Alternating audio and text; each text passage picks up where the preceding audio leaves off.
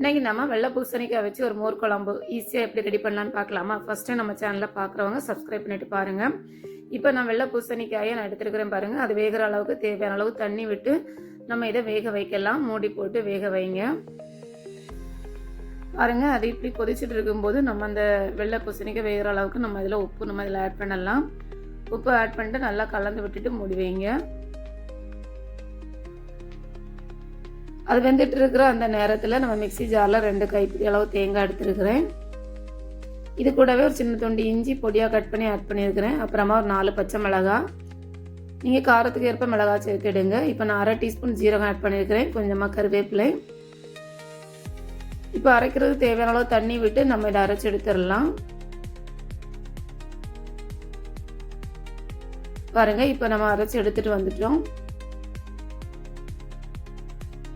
இப்போ நம்ம பூசணிக்காய் நல்லா வெந்து வந்திருக்கு. அதை இந்த மாதிரி கரண்டி வச்சு நல்லா மசிச்சு விட்டுடுங்க.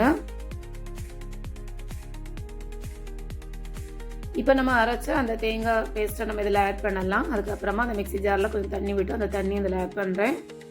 இப்போ இதை நல்லா கலந்து விட்டுடலாம். இந்த டைமில் உப்பு செக் பண்ணி பார்த்துட்டு உப்பு தேவைப்பட்ட உப்பு ஆட் பண்ணிக்கிடுங்க. ஆட் பண்ணிட்டு கலந்து விட்டுருங்க.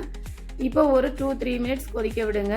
இந்த மாதிரி நமக்கு ரெடியாகி வரும். இந்த டைமில் நம்ம ஸ்டவ்வை ஆஃப் பண்ணிட்டேன். ஸ்டவ்வை ஆஃப் பண்ண பிறகு தான் தயிரை மிக்சியில் 1 டைம் அரைச்சிட்டு அந்த தயிரை நம்ம இதில் ஆட் பண்ணலாம். ஆட் பண்ணிட்டு நல்லா கலந்து விடுங்க. ஸ்டவ்வை ஆஃப் பண்ணிவிட்டு தயிர் விடுறதுக்கு முன்னாடியே ஸ்டவ்வை ஆஃப் பண்ணிவிட்டு தான் தயிர் நம்ம இதில் ஆட் பண்ணணும்.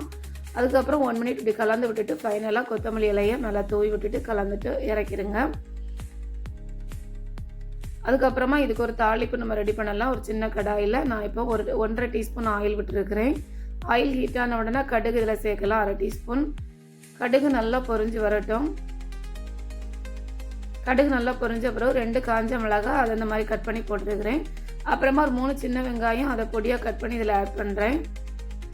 அதுக்கப்புறமா கொஞ்சம் கருவேப்பிலை இதில் ஆட் பண்ணுங்கள். அப்புறமா ஒரு 2-3 பிஞ்சு அளவு காயப்பொடி இதில் ஆட் பண்ணுங்கள். ஆட் பண்ணிட்டு நல்லா கலந்து விட்டுட்டு அந்த தாளிப்பை நம்ம அந்த மோர் குழம்புல ஆட் பண்ணிடலாம். நல்ல டேஸ்ட்டாக இருக்கும். சாதத்தில் விட்டு சாப்பிடும்போது ட்ரை பண்ணி பாருங்கள். மறக்காமல் கமெண்ட் பண்ணுங்கள்.